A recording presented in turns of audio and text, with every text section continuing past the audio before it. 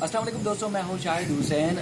आज अहम तरीन दिन है सिंध हाई कोर्ट में, चूँकि चीनी की किल्लत और इसके अलावा चीनी की कीमतों में इजाफे से मुताल्लिक जो वज़ीर आज़म की जानिब से इंक्वायरी करवाई गई थी मुख्तलिफ इदारों की जानिब से 20 से ज़ायद शुगर मिलों ने सिंध में चैलेंज किया था सिंध हाई कोर्ट में, और आज महफूज किया गया फैसला सिंध हाई कोर्ट के दो रुकनी बेंच ने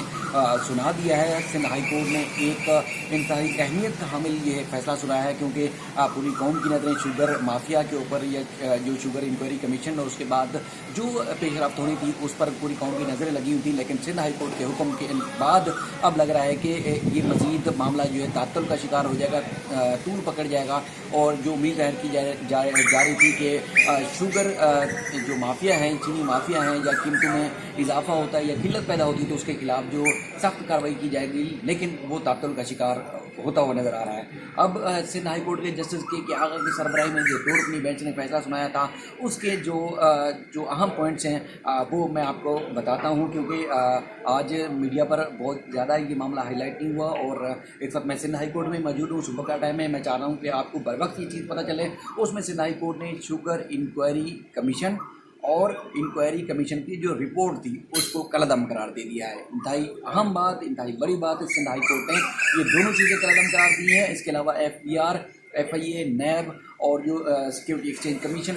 स्टेट बैंक ऑफ पाकिस्तान और जो दीगर मुतल्लिका इदारे हैं उनको अदसर नौ तहकीकात का हुक्म दिया है। सिंध हाई कोर्ट ने अपने फैसले में कहा है कि ये मुतल्लिका इदारे जो है वो एक तो नैब जो है नैब आर्डिनेंस के तहत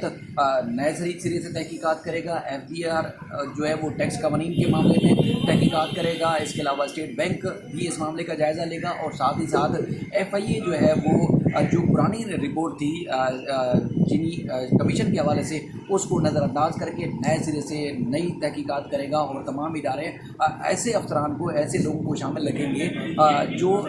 चीनी से मुताल्लिक मालूमात भी रखते हों। अदालत की जानिब से अपने हुक्मनामे में ये भी कहा गया है कि चेयरमैन नैब और दीगर इदारे जो हैं नए सिरे से तहकीकात करेंगे और नया जायज़ा लेंगे, और कि इस चीज़ को भी देखा जाएगा कि किसी जो मिल थी, किस मिल को जो गैर कानूनी तौर पर सब्सिडी दी गई या नाजायज़ तरीके से सब्सिडी दी गई, इस मामले में तहकीकात की जाए। और इसके अलावा जो अहम बात एक और है कि किसी वज़ीर ने या किसी मामले खसूसी ने या किसी हुकूमती अहदेदार ने अगर शुगर कमीशन से मुताल्लिक अपने इख्तियारात का नाजायज़ इस्तेमाल किया है तो उस मामले को भी देखा जाएगा। ये तमाम तर पॉइंट से जो ये सुप्रीम सिंध हाई कोर्ट के हुक्मनामे में डिस्कस किए गए हैं। अब देखना ये है कि सिंध हाई कोर्ट के हुक्मनामे के बाद अब क्या होता है। चूँकि सिंध हाई कोर्ट ने अपने हुक्मनामे में ये भी तहरीर कर दिया है कि चेयरमैन नैब, DG FIA और जो दीगर हुकाम हैं यानी कि स्टेट बैंक, FBR और FIA, उनको भी सुप्रीम सिंध हाई कोर्ट का जो हुक्मनामा है वो जारी किया जाएगा। इससे पहले सिंध हाई कोर्ट के जस्टिस उमर स्याल ने शुगर मिल मालिकान की दरख्वास्त पर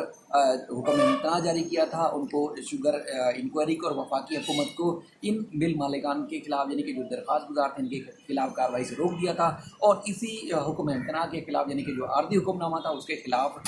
सुप्रीम कोर्ट से वफाकी हुकूमत ने जो रजू किया था, जिसके बाद सुप्रीम कोर्ट ने जो वो सिंध हाई कोर्ट का जो अबूरी फैसला था उसको मुअत्तल कर दिया था। लेकिन ये अबूरी फैसला मुअत्तल होने के बावजूद सिंध हाई कोर्ट का इस तरह का फैसला आना जो कानूनी हल्के हैं उसमें एक नई लहर दौड़ गई है। उनकी एक नया बहस मुबाहिसा शुरू कर दिया है कि सुप्रीम कोर्ट ने चूँकि हुक्मनामा मुअत्तल भी कर दिया था, उसके बावजूद सिंध हाई कोर्ट ने इस किस्म का फैसला दिया है जो कि इंतहाई हैरान कुन है। लेकिन जो वकील हैं दरख्वास्त गुजारों की, उनका कहना है कि सिंध हाई कोर्ट ने कानून के मुताबिक ये फैसला जारी किया है, क्योंकि जो शुगर कमीशन था, शुगर इंक्वायरी कमीशन था, उन्होंने शुगर मिल मालिकान के साथ नाजायज़ किया था, नाइंसाफ़ी की थी। और यकसर जो है हुकूमती जो फैसला था उसको मद्देनज़र रखते हुए गैर जानिबदारी का मुज़ाहरा नहीं बल्कि जानिबदाराना रिपोर्ट तैयार की गई थी, जिसकी वजह से उनके हकूक़ मुतासर हो रहे थे। इसलिए सिंध हाई कोर्ट का फैसला कानून के मुताबिक है। फिर किसी और मौजूद के साथ आपकी खिदमत में फिर हाजिर होंगे, तब तक के लिए अल्लाह हाफ़िज़।